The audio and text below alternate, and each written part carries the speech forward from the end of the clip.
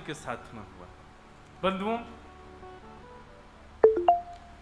एक कथा आती है बड़ी सुंदर कि ठाकुर जी के अत्यंत समीप में रहने वाले 3 लोग हैं। पत्नियों में ठाकुर जी के सबसे ज्यादा समीप रहती है सत्यभामा। और सत्यभामा समीप क्यों रहती हैं? सत्यभामा एक तो सुंदर बहुत है, दूसरा भगवान थोड़े से डरते हैं सत्यभामा से, थोड़ी सी ठाकुर जी को डरा धमका के रखती है इसलिए ठाकुर जी ज्यादातर उसी के संग ही सिंहासन पर बैठते हैं द्वारिका के। तो सत्यभामा, गरुण जी और श्री सुदर्शन जी, ये 3 भगवान के सबसे समीप हैं। और मैं अधिकतर कथाओं में कहता रहता हूं कि जब अति सामीप्य मिल जाता है तो मान आने की संभावना बढ़ जाती है, अभिमान होने की संभावना बढ़ जाती है।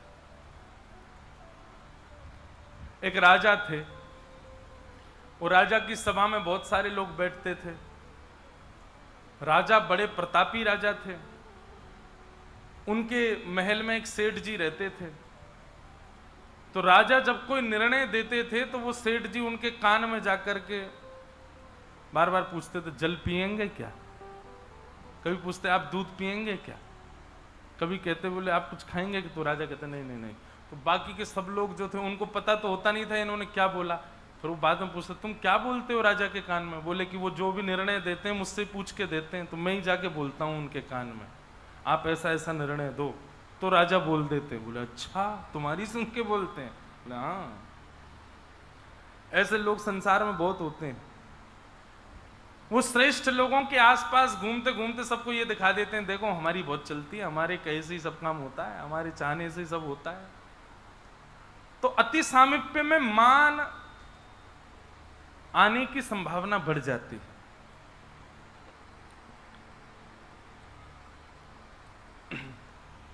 कथा आती है कि भगवान ने हनुमान जी को आमंत्रित किया कि हे श्री हनुमान जी महाराज, आप आइए, आकर के इन तीनों के मान को दूर कीजिए।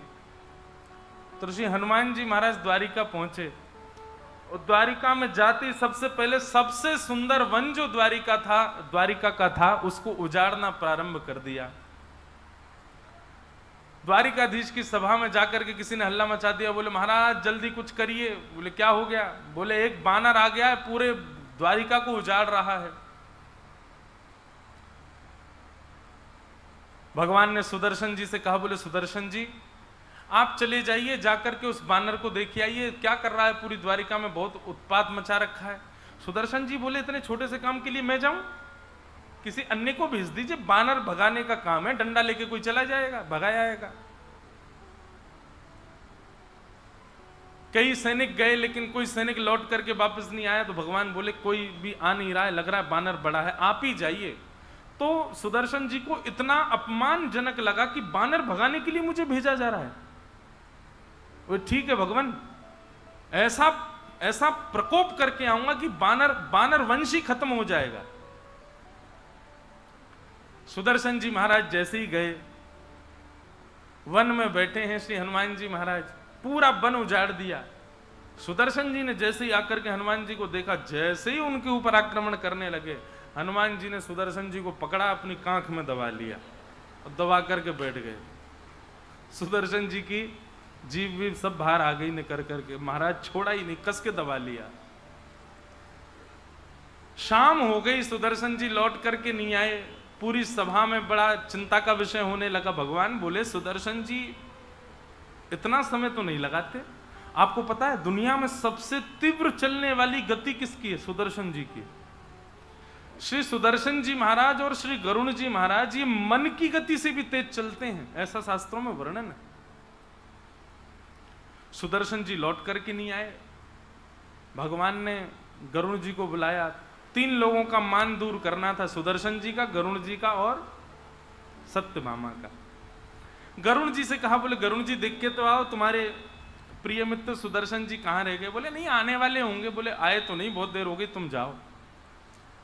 तो श्री गरुण जी महाराज को भी अपने ऊपर लज्जा हुई कि बताओ मैं बानर को भगाने के लिए, सुदर्शन जी को ढूंढने के लिए मेरा प्रयोग किया जा रहा है, मैं गरुण, मेरा इतना प्रताप। कोई बात नहीं ठाकुर जी, मैं अभी जाता हूं, देख के आता हूं। गरुड़ जी महाराज जैसे ही गए, जाकर के वन में देखा महाराज, तो उन्होंने, हनुमान जी तो कांख में दबाए बैठे हैं सुदर्शन जी को।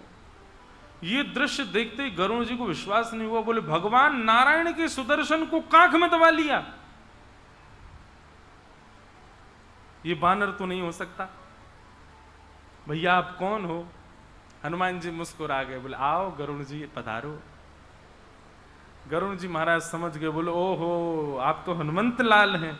अरे सुदर्शन भैया तुम पहचाने नहीं, हनुमान जी हैं ये तो। बोले मुझसे बात बाद में करना, पहले निकालो तो सही यहां से। गरुड़ जी बोले छोड़ दो, प्राण निकल जाएंगे। कांख ऊपर कर दी तो गरुड़ जी ने सुदर्शन जी को लिया, बेचारे हाथ पांव सब सूज गए उनके। गरुड़ जी महाराज बोले आप पधारें, भगवान आपकी प्रतीक्षा कर रहे हैं, आप जल्दी चलो।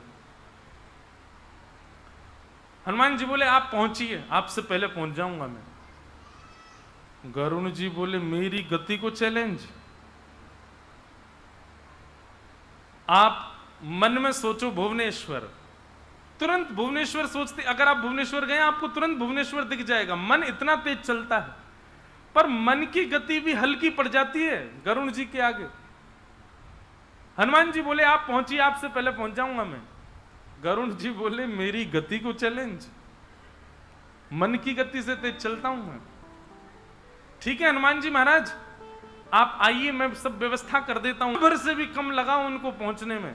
और जैसे ही द्वारिका में सुधर्मा सभा में पहुंचे तो क्या पाया, श्री हनुमान जी महाराज सामने बैठे हैं, करताल लेकर के कीर्तन कर रहे हैं ठाकुर जी के आगे।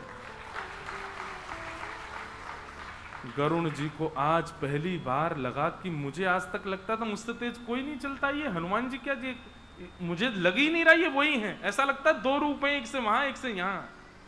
लेकिन दौड़ के वहां गए तो वहां हनुमान जी थे ही नहीं, वही हनुमान जी वहां बैठे।